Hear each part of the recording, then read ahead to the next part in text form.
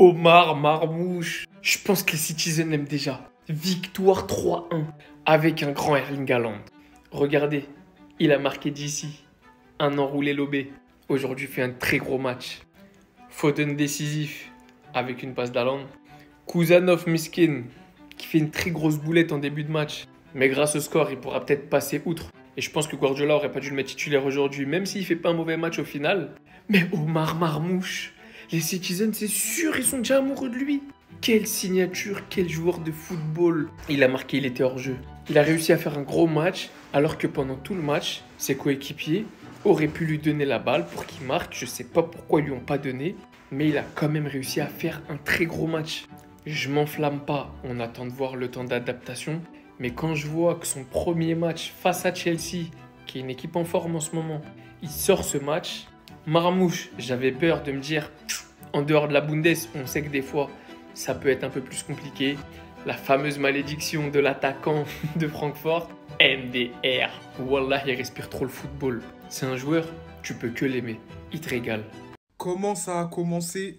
Comment ça a fini? Aujourd'hui, Manchester City a battu Chelsea et sur cette victoire, il n'y a absolument rien à dire. Pour commencer, big respect aux supporters de Manchester City qui ont ovationné Kuzanov à sa sortie à la 53e minute. Même Guardiola qui l'a sorti parce qu'il avait un carton jaune et ça commençait à être risqué. Le match commençait à devenir très très chaud. Il l'a pris dans ses bras en sortant. Le problème, c'est qu'à Chelsea, après ce but, ça a été très compliqué. Ils ont arrêté de jouer. City a repris l'emprise. Ils ont remis le pied sur le ballon et Cole Palmer a été très difficilement trouvé. On sait que quand il est invisible, le jeu offensif de Chelsea, il en pâtit un max. À noter une première très intéressante de Marmouche. Il a montré toutes ses qualités de frappe, de percussion. Il aurait pu marquer. Je pense que là, il avait envie vraiment trop de briller et il a oublié parfois ses coéquipiers. Par contre, il y a un truc que je comprends pas. Faudra m'expliquer qu'est-ce que Robert Sanchez faisait ici.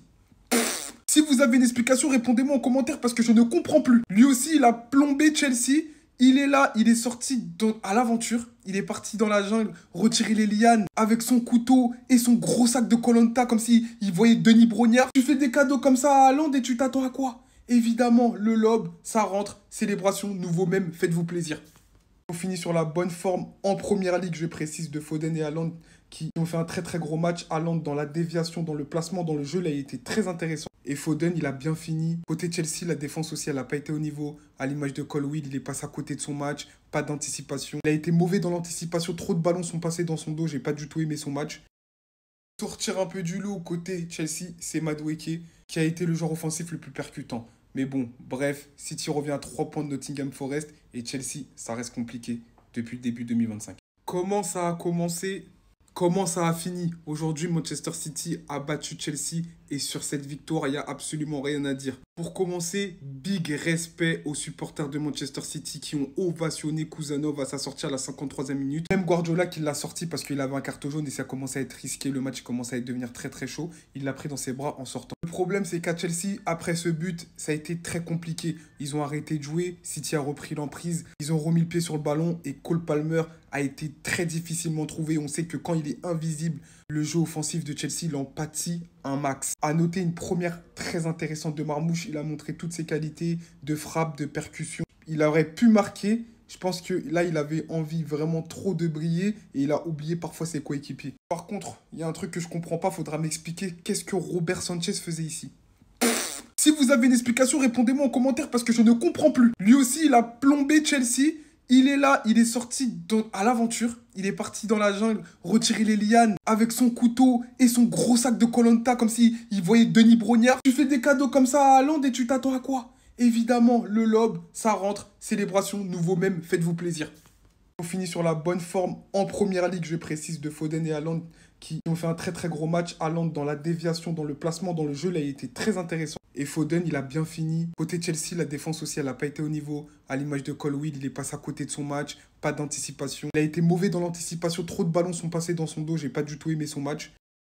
Sortir un peu du lot côté Chelsea, c'est Madueke qui a été le joueur offensif le plus percutant. Mais bon, bref, City revient à 3 points de Nottingham Forest et Chelsea, ça reste compliqué depuis le début 2025. Ils partent tous célébrer avec Ederson. Regardez bien. Vous allez me demander pourquoi. Une continuité incroyable balle au pied. Ce fou est encore venu nous lâcher cette passe D du turfu qui va tout droit atterrir sur Haaland, qui va réussir à faire prendre les devants à City. Et de quelle manière, hein, je vous l'ai déjà dit, ce n'est plus le même. Parce qu'hormis le fait qu'il arrive à renvoyer le ballon derrière lui, il va littéralement réussir à prendre le dessus sur son vis-à-vis, conserver le ballon jusqu'à la surface adverse. Chalobah au sol, le gardien adverse qui est beaucoup trop sorti. D'une frappe un peu enroulée, il est venu prendre ses responsabilités. Haaland, ça va beaucoup mieux sur ces derniers matchs. Plus chose qu'on lui reproche souvent, aujourd'hui il marque contre un top club de la première ligue. Mais alors ce qu'il a réalisé pour faire marquer Foden, c'est le meilleur à son exercice. Regardez bien le nombre de défenseurs qu'il occupe, personne n'arrive à le déstabiliser, ils sont tous occupés sur lui. En attendant Foden, qui est en train de venir, il va tout droit lui faire un sprint pour qu'il puisse marquer. Il est trop boosté, hein. Oui, aujourd'hui il n'apparaît pas sur le compteur des buteurs ou des passeurs. J'ai vu un mec qui n'a pas froid aux yeux, qui est à la prise d'initiative, qui tente quand il en a l'occasion, qui joue énormément pour le collectif, qui était d'ailleurs récompensé par un but à la base malheureusement hors jeu. Pour une première fois correcte, ça s'annonce vraiment lourd pour la suite. J'en dirais pas autant pour Kusanov qui malgré a senti qu'il a essayé de se rattraper, délivre ce premier but à Chelsea de manière très tôt,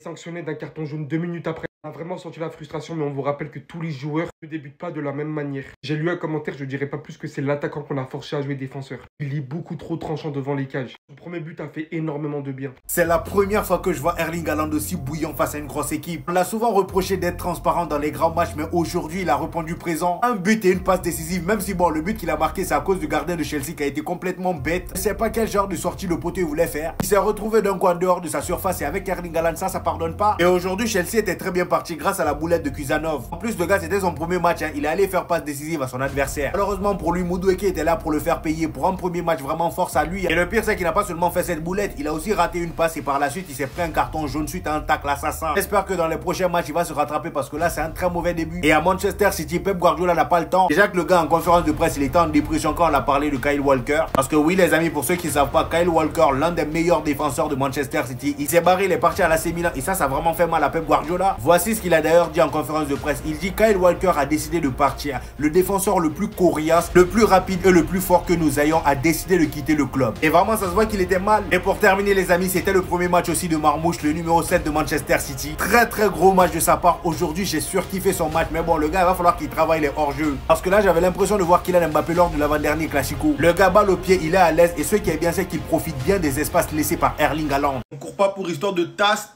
le shooter à rafale il trace. T'as entendu non? Le shooter à rafale il trace.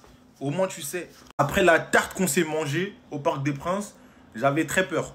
J'avais très peur de comment on allait aborder ce match. Je l'ai dit dans mon avant-match qui est disponible sur YouTube que si on voulait gagner ce match, il fallait faire preuve de mentalité et de personnalité.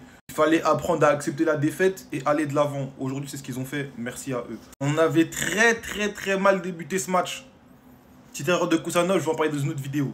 Mais l'équipe a fait preuve de mentalité, l'équipe a fait preuve de personnalité, l'équipe a fait preuve de combativité défensivement parlant. J'ai aimé vraiment le contenu de ce match. On a su gérer nos temps forts, on a su gérer nos temps faibles. Victoire qui fait du bien moralement parlant et sportivement parlant parce que là on passe quatrième, on passe devant Chelsea. Et je suis vraiment content les gars, la tarte contre le Paris Saint-Germain, elle a fait mal les gars. Elle a tellement résonné dans mon crâne, les gars, elle m'a fait trop mal. Vu la performance qu'ils nous ont livrée mercredi, ils avaient intérêt à bien jouer. Aujourd'hui, c'est ce qu'ils ont fait, merci à eux. Doucement mais sûrement, surveillez pas le ciel, ça viendra d'en bas. Clic, clac, boum. Je pense que Chelsea est condamné à l'échec. Faut le dire les gars, tous les buts que City a marqués aujourd'hui étaient des offrandes de Chelsea. Noni Madueke qui couvre le hors-jeu en position de latéral droit. Un gardien qui n'a pas confiance en son défenseur. Il se retrouve en dehors de sa surface de réparation et laisse l'opportunité à un attaquant comme Erling Braut Haaland de tout simplement mystifier Sanchez et Chelsea par la même occasion. Ils l'ont tenté 3-4 fois. Erling Braut Haaland encore en pivot qui résiste au marquage de Colwill et décale Foden tranquillement pendant que Chalobah vient sur lui aussi et laisse l'opportunité à Foden de tracer dans la profondeur pour ensuite aller mystifier bien évidemment Sanchez. C'est dingue les gars. Pourtant le match il avait démarré avec un remaniement tactique de Guardiola qui avait titularisé un jeune homme de 20 ans qui venait d'arriver de Lens et avait 2-3 séances du jeu de position, de possession que Guardiola a instauré depuis plus de 5 ans avec ses joueurs. Un jeune homme qui aurait pu leur coûter la défaite directement, mais c'était sans compter sur le fait que Chelsea a décidé de se saboter tout seul. Et au passage, Gvardiol, il m'a choqué les gars. Il est incroyablement technique et extrêmement dangereux.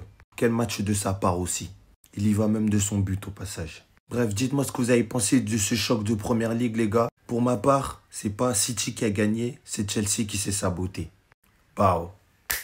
Voici une équipe aussi, on ne peut même pas compter sur Chelsea. Chelsea, vous menez dès la 2e minute, même 3e minute là. Vous menez 1-0. Vous faites rattraper. Ensuite, ça dit, il ne comprend pas quoi. Pourtant, il y a d'autres qui ont mis votre victoire. Votre victoire nulle même. Bon, en tout cas, moi, il a dit ici, les 2 équipes allaient marquer. Voici ça. Les 2 équipes ont marqué. Les gars, c'est comme ça. Ce genre de match là, tu peux mettre victoire seulement. Même si je voulais que Chelsea gagne. Voilà, je voulais que Chelsea gagne. Mais on connaît Manchester City. On ne sait pas c'est qu'ils vont se réveiller. Dans n'importe quel match, eux, ils peuvent se réveiller. Voici ça maintenant, ils sont venus gagner Chelsea. Chelsea aussi, eux, ils veulent jouer le titre. Mais regardez comme ils jouent. Ça, c'est pas une équipe qui veut le titre au fait. Pour ceux que Chelsea a tué votre ticket là, du courage à vous. Voilà, du courage. On continue dedans. On ne peut pas never not pay dedans. C'est ça au fait le truc. On ne peut pas never not pay dedans. Sinon, on sait que c'est pas bon pour nous-mêmes. On sait que c'est pas bon, mais on est dedans. Est-ce qu'on connaît ça? On est dedans. C'est toxique, mais on est dedans. On n'en est pas pied dedans.